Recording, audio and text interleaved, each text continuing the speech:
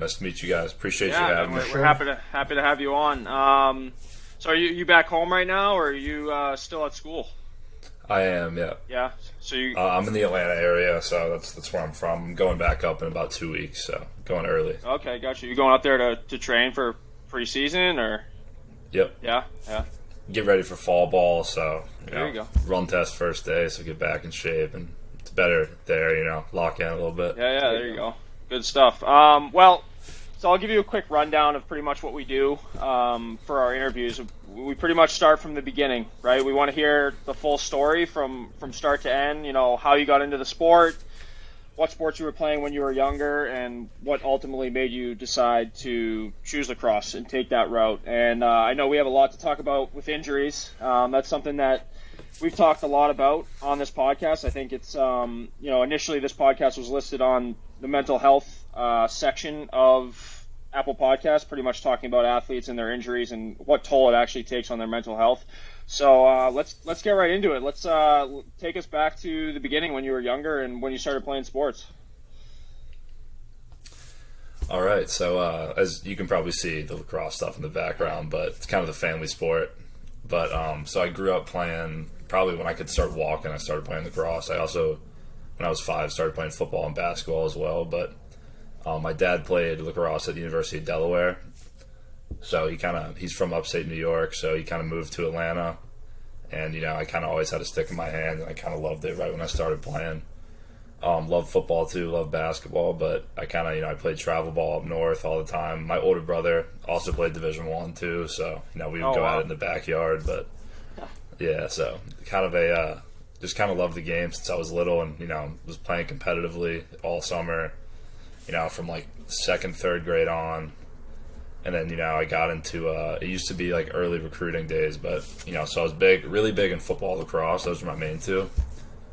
And, I went to like 7th, 8th, 9th grade and it started becoming recruiting and all that. And, I can get into that whole thing if you want once we get there. But pretty much my upbringing was just, I wrestled too, played like 4 or 5 sports. Just that's awesome. Yeah. Always active, always outside. I think that's great though. Like we talked about that with Brett Dobson, the last person we had on. He plays lacrosse as well.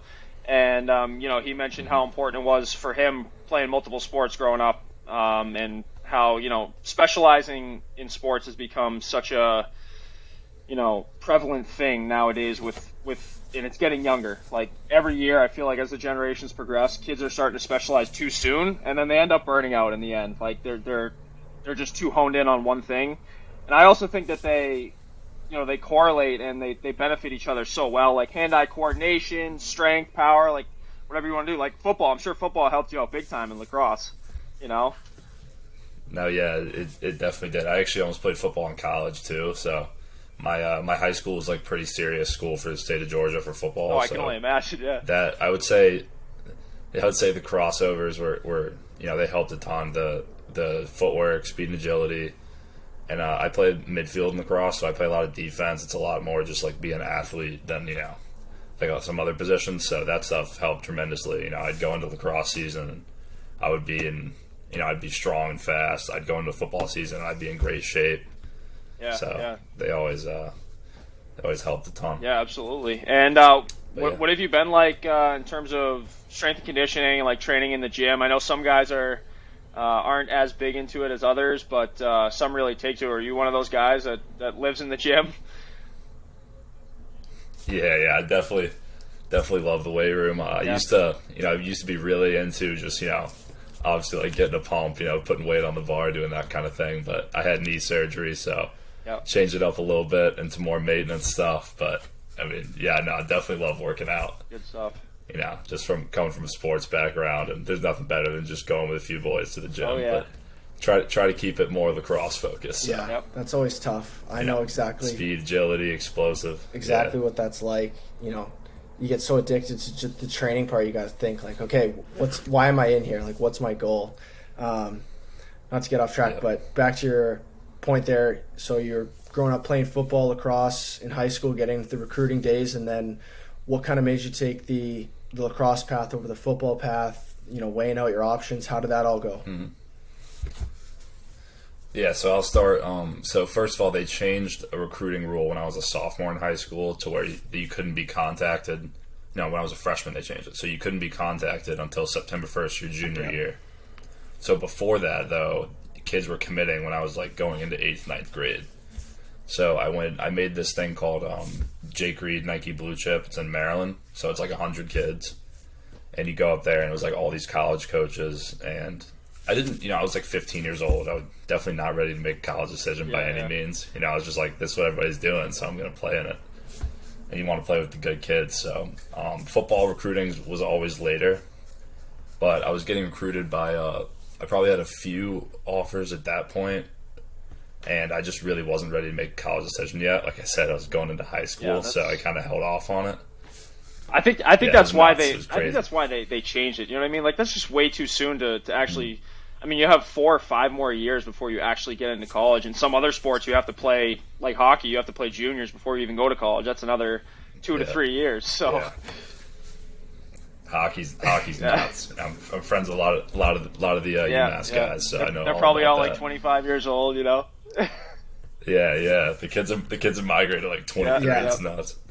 But they're great guys. But so pretty much held off on that, and I moved high schools because my dad was my high school coach, and we moved my freshman year. So we moved to like a bigger football school, and I just kind of was back to just training both sports hard. I was kind of 50-50 on both, and I had a decent freshman year, healthy. My sophomore year, I had a very good year in football and lacrosse. I had some lower Division I schools recruit me for football, so I wanted to pursue that. And then I still had a bunch of other lacrosse schools looking at me, and then I was kind of thinking the football route a little bit going into my junior year, and that's when like the injury stuff started, which was pretty bad. And I was still split on both sports, but I broke my foot beginning of my junior year. It's like my first time starting, the linebacker for my high school. I was backing up a Florida State commit before that, which was tough. But yeah, he's a great player. But he's actually the running back in Nebraska now. He transferred. Oh wow, okay. Great player. Yeah. So. But Yeah, go ahead. Continue on. Yeah, so I broke my foot. And missed junior football season, which is huge for recruiting. Yeah. Film wise, and then came back 3 weeks later. This was probably like March, so like mid lacrosse season, and tore my ACL. So then I was out. I was out that whole recruiting summer for both sports, so no camps, no anything, and then I missed pretty much my entire senior football season. So a bunch of schools really just. I could have maybe gotten a preferred walk-on, some, lower Division I schools, but that recruiting pretty much dropped. And lacrosse-wise, a lot of schools filled spots, and just it's a partial scholarship sport, so there wasn't a ton of money available from a lot of schools. Right. And I was getting recruited by a good amount of schools, but some of them, they reduced money because of, injury history, hadn't seen me play in a while, and then some other schools dropped me. And I played the very end of my senior lacrosse season. But going into my senior year, so UMass had offered me after I tore my ACL, which was most schools completely just stopped talking. You know what I mean? So they offered me, and it was a big loyalty thing for me, and not being from the area, I didn't really know. I knew it was good. It's a good program, but I hadn't been to Massachusetts really ever. Right. But so my dad was like, you got to go up to a visit. He knows the coach well. They played against each other in college. So. Oh wow, that's a small world right there. Yeah, very small world. But so I went up on a visit, an official visit, and I went to practice and hung out with the team for the day, and it just it was perfect. So they were for them taking a chance on me with being out a year and a half with injuries, and an ACL is a really bad one, and then lacrosse especially because it's such a change of direction sport. Yeah. So they just to touch a little bit more on when it all first started, I guess. So you broke your foot first. So what was it like getting through that whole process? Mm-hmm. I mean, I'm sure you were hungry to get back out there, and then obviously the ACL happened. But take us through the first injury and kind of what you were doing and where your mind was at through that whole first process. So I was obviously very excited to, really start getting serious playing time football wise. And, it was kind of it was my navicular bone, and it was stress fractures, so it's kind of overuse stuff. And I tried to play through it a couple games, and it was just so brutal. So I had to get an MRI, and we found out it was broken. And that was really tough because it felt like it was my first like opportunity to show what I could do, recruiting wise. I was an undersized linebacker, so I needed I need film. I'm not like I wasn't like an eye test guy. Yeah. You know what I mean? Like some guys in football, man, are huge, but. So, it was tough mentally. I tried to live in the weight room and just, being hurt, being around the team helps, but like you feel like you're not doing anything. Yeah. You know what I mean? Like you're used to working so hard. So that one was tough mentally, but I was like, all right, I'm just gonna, get bigger upper body, get stronger as much as I can in this time frame and try to hang out with the guys as much as possible and, get back in the spring for lacrosse. And it was a little better because it was 4 or 5 months. That was still bad, like really bad at the time because I hadn't really been hurt my whole life, and I got through it by doing that. And I was so psyched to be back. I think I hadn't lifted legs in a while. I should have been. I feel like high school's different, but definitely should train more like for a month or two before you get back into playing. Right. But like I felt like my team in the spring needed me to play. You know what I mean? So. Came back, and then unfortunately, like second or third game back, tore my ACL. I was getting like double teamed, and I literally just planted my knee. It was non-contact, but my knee went in and popped. So did ACL, MCL, and meniscus. So now was that the same side, the same leg as your broken foot? So it was the opposite. Really? It was my left foot, and yeah. So what happened actually. Is you're talking about like the overcompensation thing? I'm assuming, but yeah. So I had a little hip thing after my foot, like a minor hip problem. So I rehabbed it, and I missed a game for that. Nothing crazy, just like you have hip flexor stuff, and then it was my opposite knee from my hip. Wow. So I think that's what the compensation just kind of cycles when you so, and then the ACL, man, that was really really brutal. Like that was probably one of the hardest times I've had, because that was peak recruiting. I didn't know what I was going to do. And, you go from like in the foot too, but you go from like running, jumping, playing basketball all the time, like training all the time to like, you can't even walk, so, and that was a really tough senior year, but no kidding. Yeah. So at that point, you just got back, you tear the ACL. What kept you motivated? What kept you going? And just where was your head at with that being your senior year? Like what was going through your head at that point? I think what kept me going was just, the work you put in as when you're younger. And, I always wanted to play, at the highest level lacrosse wise and football wise. And I was like, I'm just going to, buckle down and still try to get there, it's a setback. But, I had a couple friends who also did their ACL.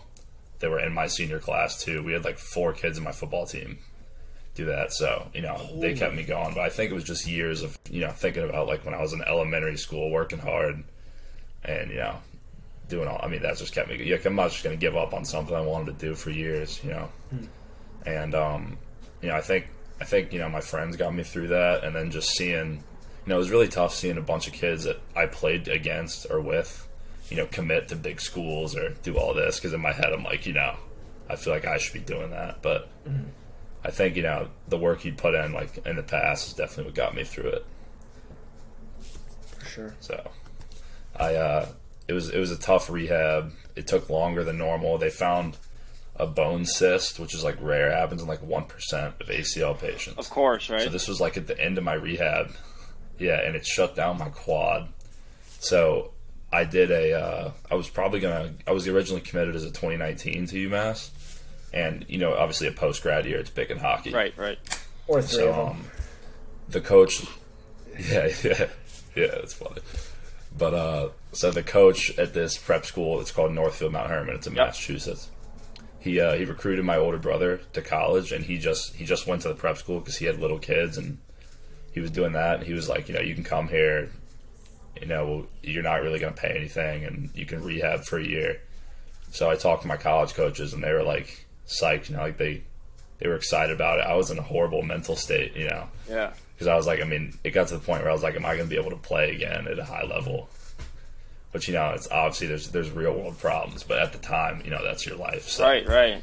It was tough. So you went to? Did you go to NMH? And, I did. I did a post grad year there, and that was definitely a tough time because I had a ton of friends at SEC schools. Just having a time of their lives, and a bunch of other friends playing freshman year. But I literally would just wake up. I had a great strength coach and a rehab program, and I would just be up at 6 a.m, 5-6 days a week for about 8 months. Trying to get my strength back, my speed back. And I think it definitely paid off. I randomly kind of flipped the switch where I started being able to cut and all that again. And I was really excited to play. And then COVID happened. Oh my God, I know, so right? we didn't get to play our season. Yeah. So that was the COVID year.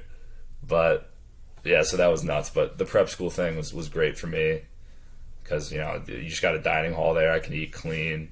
Had a great strength coach. I lived with a kid who plays lacrosse at Hobart and a couple other kids too.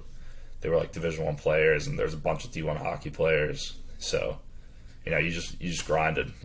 Kept a good, stayed in the right headspace for me. Having those guys around helped a lot. So, didn't think I was ever going to play again, really. It felt because of COVID, but I kind of got myself ready to play right before my freshman fall. It took 2.5 years, but it felt we went back for fall ball, and I could actually practice again. And I finally started feeling like myself probably this past fall, my sophomore fall, as quick as I used to be and all that. It just took about 3 years, and definitely mentally very hard. I was going to say that's a long 3 years, man. So what was obviously everybody had a different experience with COVID just because especially from sport to sport, everybody in their respective sports, they had different situations where for hockey, rinks were closed down. Obviously you might be a little different situation where you can actually go to the field and put in work. Were you training with any buddies or anything like that, or what was the situation like? So when it initially I'll start when it initially happened versus when I got to school, because it's pretty crazy at school. Oh yeah. But when it initially happened, luckily I'm from Georgia, so stuff was only closed for about really a couple weeks where I live. It was different, so I could still go to my my ACL guy. I was still going to him after 2 weeks, twice a week.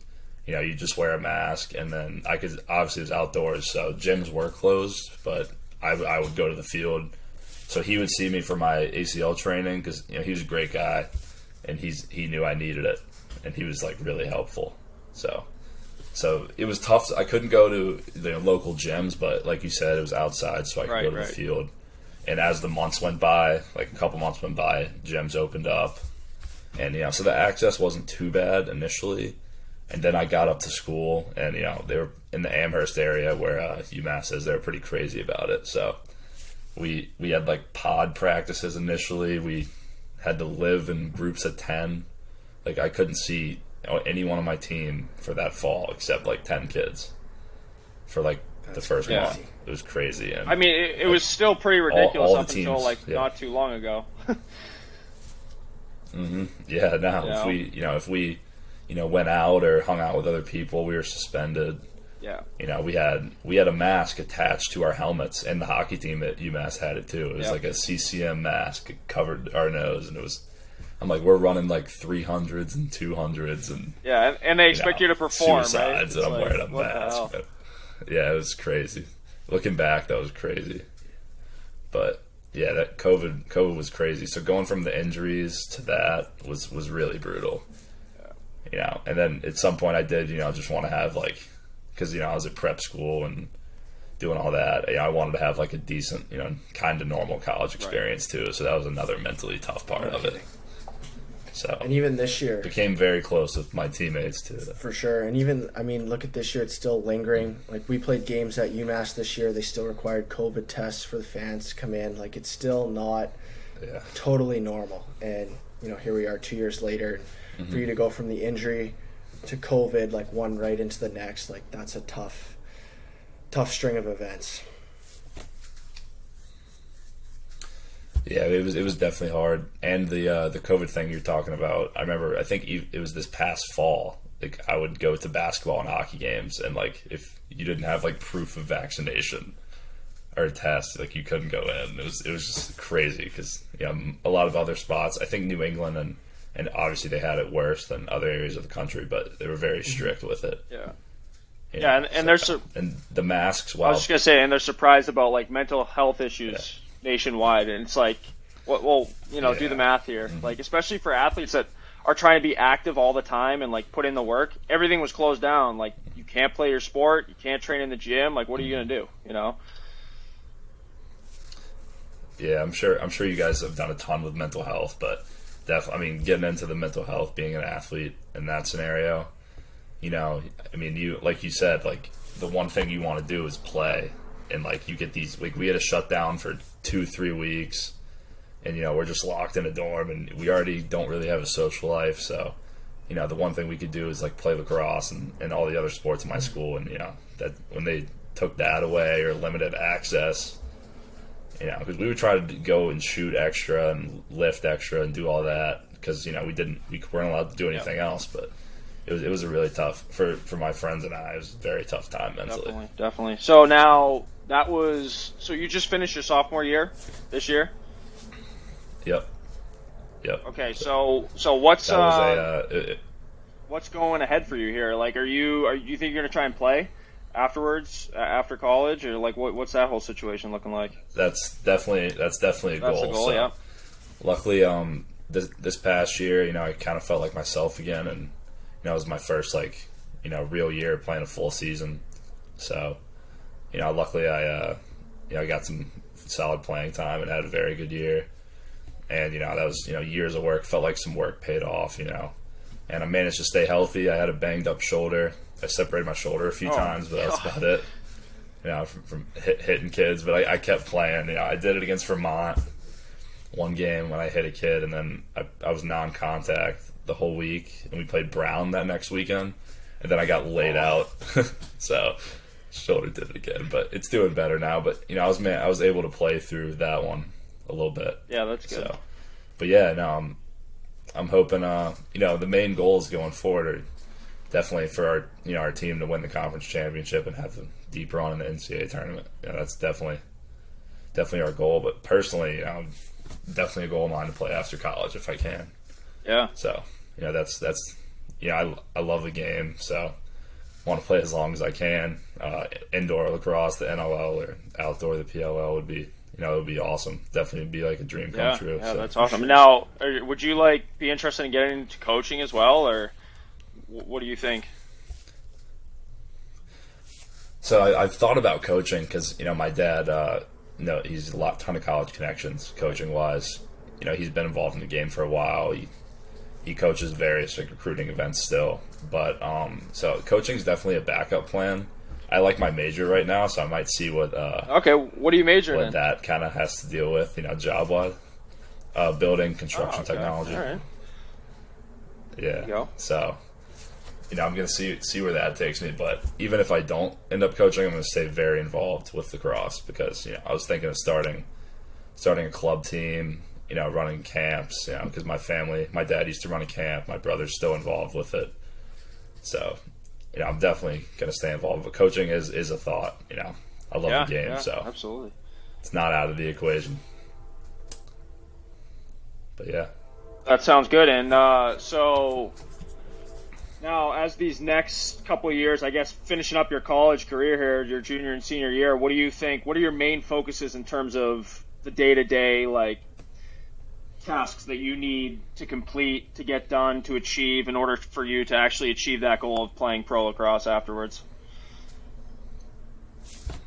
I think for me, one thing I've learned from I have a couple of teammates that play professionally, and they were seniors when I was a freshman. And you learn when you come in as a freshman. You kind of learn what it takes. You're kind of watching the older guys and the guys that are successful.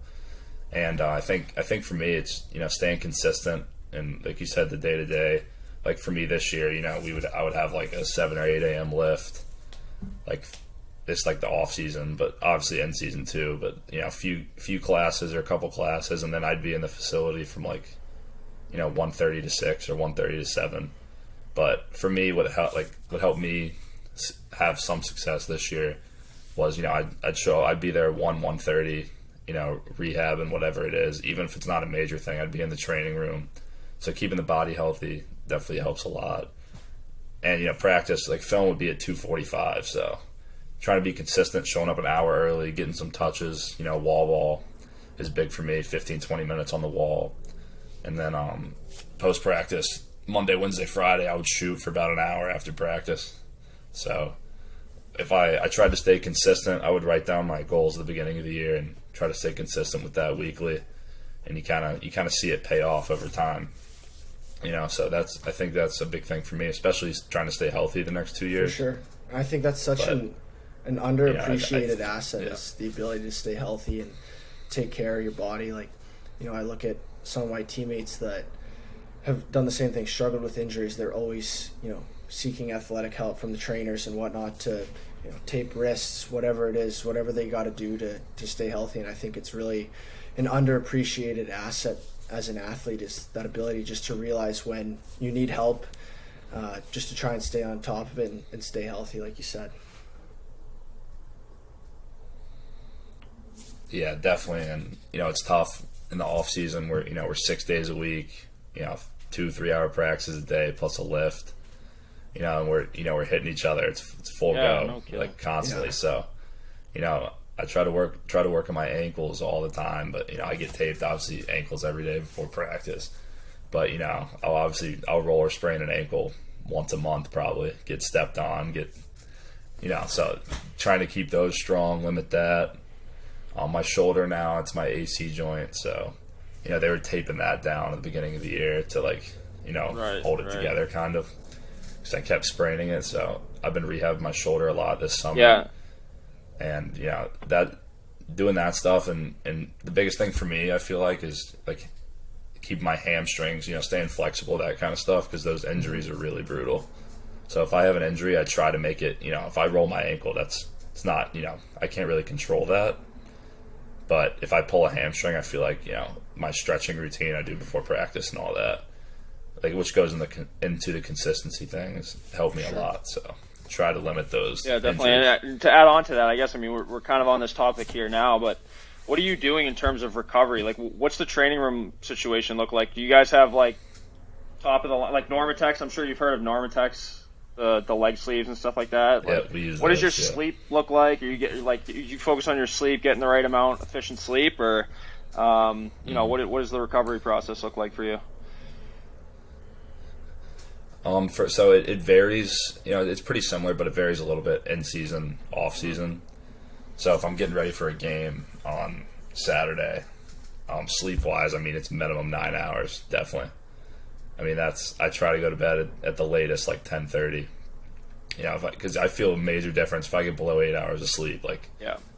I really feel it. So I try to set that routine. It's tough with schoolwork. Right. I took physics this past semester in season, so that was really rough. Oh, in season too. That's so yeah, I was not happy. Not happy. A couple of my teammates were in there with me too, so they were not happy. It was a rough semester for that class, to say the least. But we missed half of the classes because of travel, because they were on Friday mornings.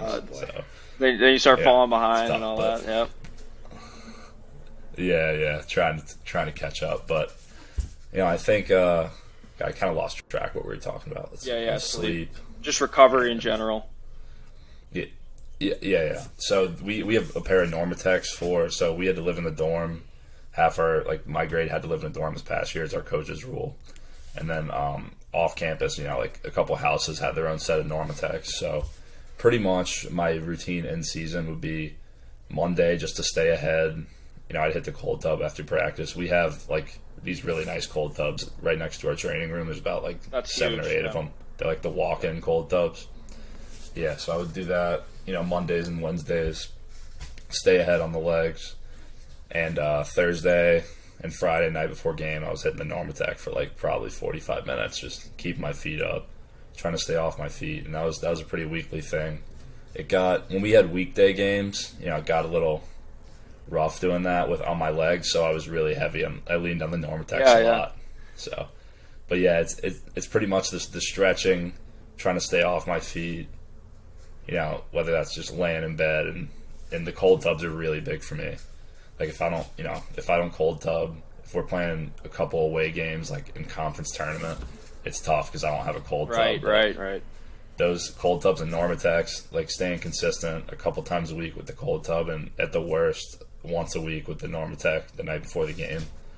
I mean, you feel first quarter, second quarter, you feel juiced, ready to play. Yep. So that's pretty much my routine weekly. That sounds good. But it's all that stuff is definitely, it's hard to stay consistent. Yeah, but that's what separates, really. Like that's what ultimately gets you to that next point. Like and the guys who don't make it, they're not doing those little things. They're not, getting that 8-9 hours of sleep, or they're not doing the cold tubs or the Normatex, or doing your extra hour of wall ball, like you said, or shooting after practice. Those are all the things that ultimately get you to the next level. So it seems like, you're doing everything right, especially after those injuries. Like, it's got to be tough to climb back, you know what I mean? Like, but that's the whole process, right? You take pride in the journey, and then when you actually achieve that thing, it feels so much better about everything that you went through, Yeah. Definitely. And I would say, we have a really good core group of guys that all kind of do those things. A bunch of really, kids I'm very close with in my grade. My roommate, his name's Caleb Hammett. You might have heard of him. He's like very TikTok famous. Oh, okay. He's a very good player, but we hold each other accountable with that kind of stuff too. And a bunch of other kids on my team in my grade are, all do a great job when it comes to recovery and staying on top of it. And the shooting after practice stuff, like we have a group of 5 or 6 kids that do that consistently, and that makes such a difference. So when it's you have easy. A group of guys that can build off each other, and it really rubs off on one another, and that really makes a difference. Yeah, it helps a ton. Because you don't want to do it most days. Exactly.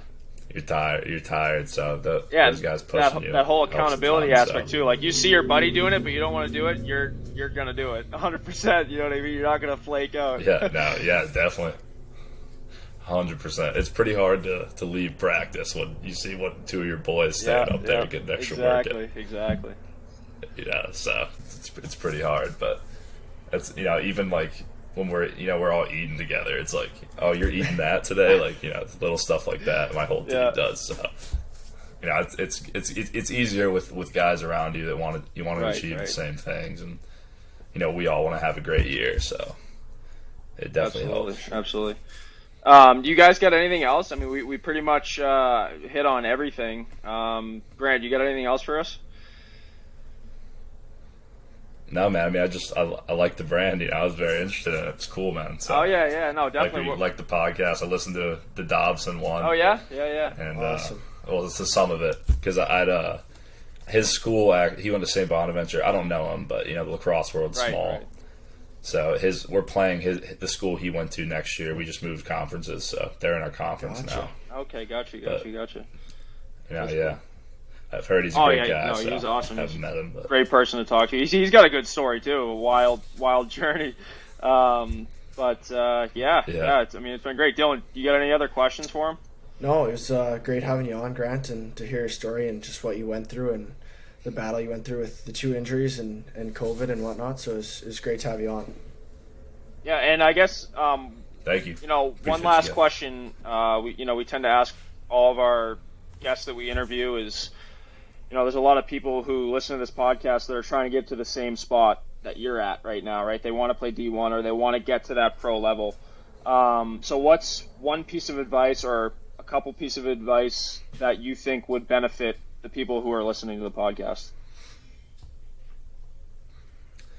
I think a big piece of advice that, I used to hear from guys a lot too, and you kind of, brush it off, but, really just do it. I mean, work hard when no one's watching, man. That's what you got to do.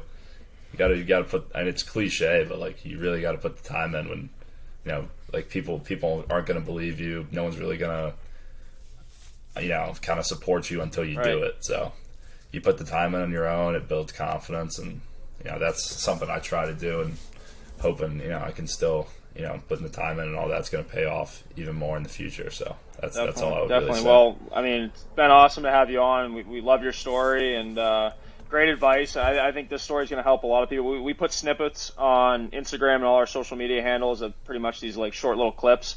And I think we have a lot of great content here that a lot of people are going to benefit from. So we appreciate that from you. And we're going to send you a bunch of stuff. So we'll connect after we end this. And we also have an energy drink coming out at the end of the summer. So we'll have to send you some of that as well. And maybe we can get the lacrosse team on board with it. Yeah. Oh, definitely, yeah. Boys would love it. All right, Grant. Well, it was great talking to you, and good luck with everything going forward. All right. Well, honestly, the interview was unbelievable. That's 2 for 2, like you said. He has. I love the stories where they have injuries that they came back from, because I feel like that's really something that sets people off in the downward direction, right? Like, it's tough to climb back from that, especially 2 major injuries, one after another. Mm-hmm. I've had injuries in the past where it's like, you're an athlete and you get injured and you can't do what you love to do. It takes you away. Like, you feel pretty hopeless, right? I mean, you've had plenty of injuries. Yeah, and like we've said before, it takes a toll on you mentally. Like, you go to a place where you're like, that's what you live for. So it takes a piece away from you, a piece of you away. And it makes a huge difference. So, yeah, like you said, to come from, the foot, come back, dealing with a hip flexor, then he tears the ACL, he has a bone cyst that shuts down his quad. Like, it was just one thing into the next, and to see him battle back and now play. And then year. To get back and then deal with COVID. You know what I mean? It's like, exactly. to boot, a freaking worldwide pandemic hits him after all these injuries. And I'm sure that's happened to a lot of people, right? Like, they go through all these shitty scenarios, whether it's injuries or something else, and then all of a sudden COVID happens, and it's what's the Murphy's Law, right? Yeah. I don't know what it is exactly, but it's pretty much like if anything's going to go wrong, everything's going to go wrong all at once. Mm-hmm. But that's exactly. So, but it's great to share a story where he goes through that much shit and still comes out the other side. Full steam ahead. Like you said, he had a great sophomore year, going into his junior year, still shooting for pro lacrosse. Like, that's awesome. That's the stuff you want to hear and that you like to share. Yeah, and he was all smiles too. The whole time we were talking to him, like, everything he was talking, even when he was talking about his injuries and like everything he's been through, like, he was happy that it's almost like he was happy that he went through it, because he's a different person on the other end now. You know what I mean? Like, he knows that he can go through something like that and come out the other end a stronger person, a better person. I mean, we've seen that with more than just his story, right? Like, people who come back from those things, they're just overall better people, right? Whether not even in just their respective sport, but like as a person in general. Yeah, right? It makes you mentally stronger. Yeah, absolutely. Your pain tolerance is completely different, and I personally think that, like, not even so much the physical, but the mental. The strength, the mental strength that it takes to get through something like that, when you come out the other end, you can tolerate much more. And not even just with injuries, but just like life, like, shit's going to happen. And when you can bounce back, like, the people who bounce back are people who have been through things before.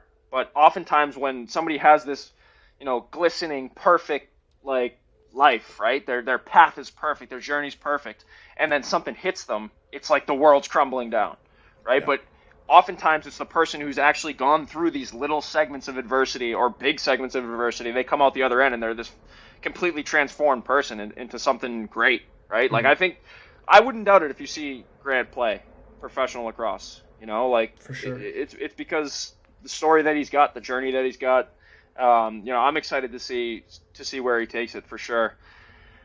Yeah, Dylan, you got any other comments you want to add? No, that was great. I think, we've really lucked out with the guests we've had on so far and the stories that they've been able to share, and I think that'll really benefit us and benefit our listeners. So I think we got lucky with the 2 guys that we've had on so far, and Grant just added to the list. He was great. Yeah, absolutely. And, so obviously the first 2 interviews in season 3 were with lacrosse players, so we'll try to add some variation into that. But they both had great stories, and like you said, and we hope to keep bringing that to you guys. So we hope you keep listening. You can listen to the audio version on all platforms, and then you can also listen to, or watch, I should say, the video version on YouTube. And we'll also be posting snippets to all of our social media handles. You can follow us at underdog_brand on Instagram, which is where all of mainstream underdog stuff happens. That's our main platform.